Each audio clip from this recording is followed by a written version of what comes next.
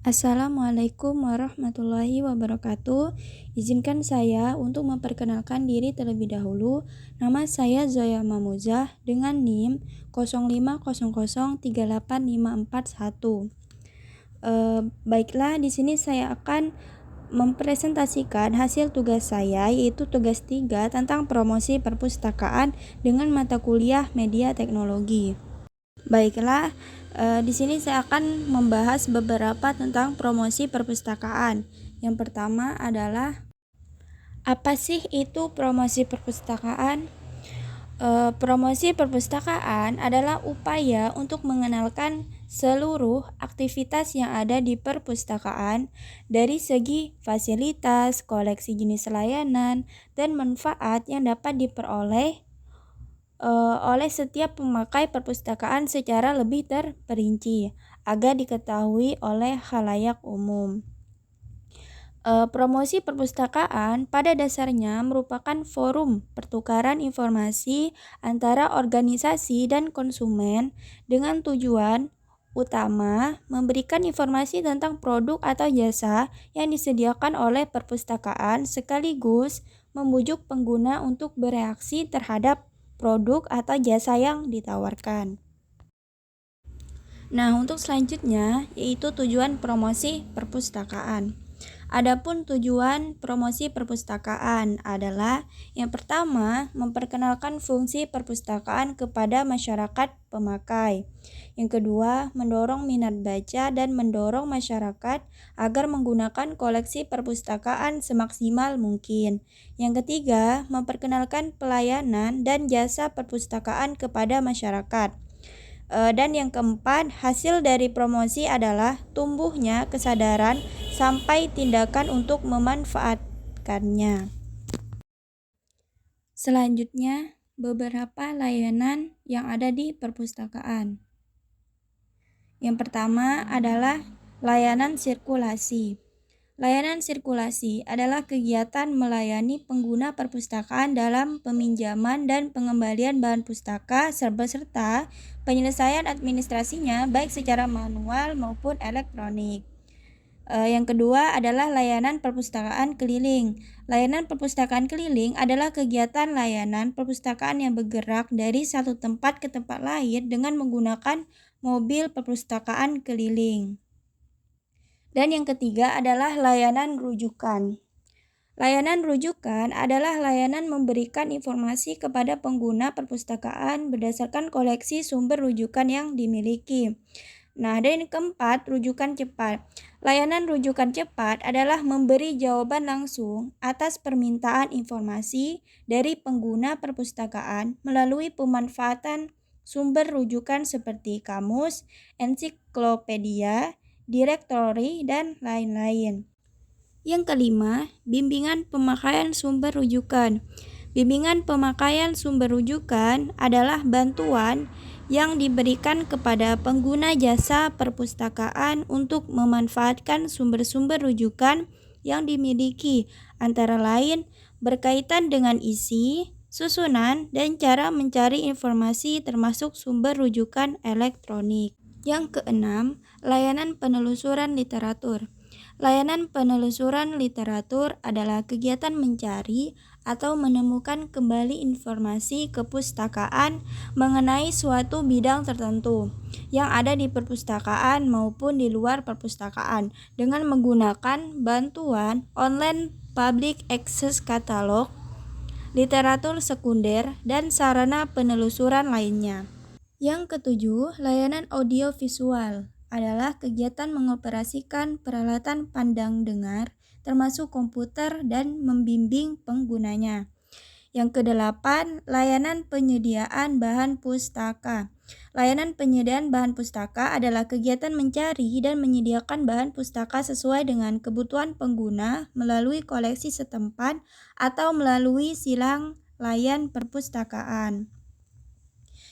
Yang kesembilan, bimbingan membaca adalah kegiatan memberi bimbingan, petunjuk, atau panduan kepada pengguna jasa perpustakaan tentang cara-cara membaca yang baik secara cepat dan benar dengan menggunakan koleksi dan peralatan perpustakaan.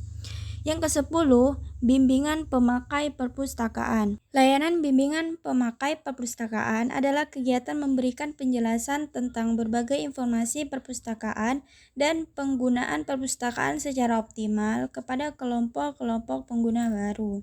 Yang ke-11, layanan mendongeng kepada anak. Layanan mendongeng kepada anak-anak adalah bercerita kepada anak-anak mengenai isu, suatu buku, atau beberapa buku dengan berbagai teknik untuk menumbuhkan minat baca dan menambah pengetahuan anak. Yang ke-12, layanan fotokopi. Layanan fotokopi diperuntukkan bagi pemustaka yang menginginkan fotokopi koleksi secara terbatas untuk kepentingan pendidikan dan penelitian. Selanjutnya adalah strategi promosi perpustakaan. Berikut strategi promosi yang bisa dilakukan.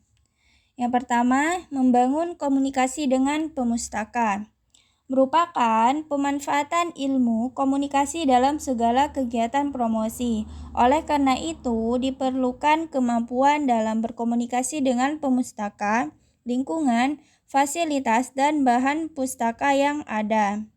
Beberapa sikap dalam berkomunikasi dapat ditunjukkan dengan kemampuan memiliki wawasan yang luas, tingginya integritas, dan kemampuan dalam berkomunikasi. Yang kedua, membangun kerjasama dengan pihak ketiga. Pada dasarnya, tidak satupun perpustakaan yang mampu memberikan layanan berupa pemenuhan semua kebutuhan pemustaka. Oleh karena itu, perlu dibangun kerjasama terutama dalam layanan promosi. Kerjasama dapat dilakukan dalam kegiatan sehari-hari atau secara insidentil. Yang ketiga, membuat program promosi yang meliputi penetapan sasaran atau prioritas, menentukan prosedur atau tindakan, serta menyusun rencana kerja. Nah, yang terakhir adalah metode promosi perpustakaan. Menurut Mustafa, dalam melakukan kegiatan promosi layanan perpustakaan, dikenal beberapa metode, yaitu yang pertama, publikasi atau publisitas.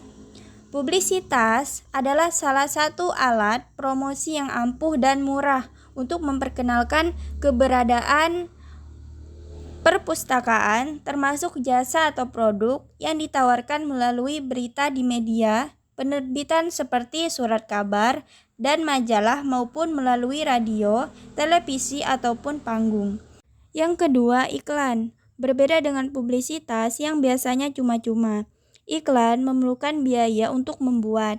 Jika publisitas kurang, dapat dikendalikan oleh perpustakaan karena adanya penyuntingan dan ketergantungan pada media untuk bersedia memuat atau tidak. Iklan direncanakan dan dapat dikendalikan dalam hal-hal yang ingin disampaikan dan bagaimana disampaikan.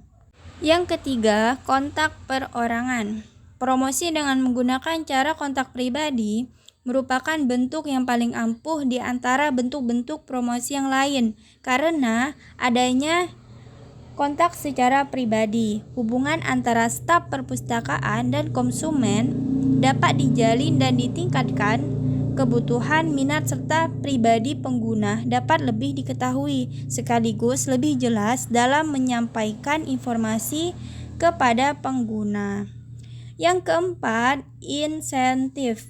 Insentif adalah pemberian sesuatu yang bernilai, baik berupa uang atau barang, dimaksudkan untuk mendorong perubahan sikap konsumen, baik yang kurang bermotivasi atau justru diberikan pada yang sudah menggunakan untuk dapat memberi motivasi pada yang kurang termotivasi.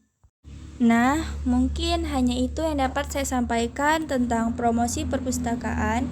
Kurang dan lebihnya saya mohon maaf. Saya akhiri, terima kasih. Wassalamualaikum warahmatullahi wabarakatuh.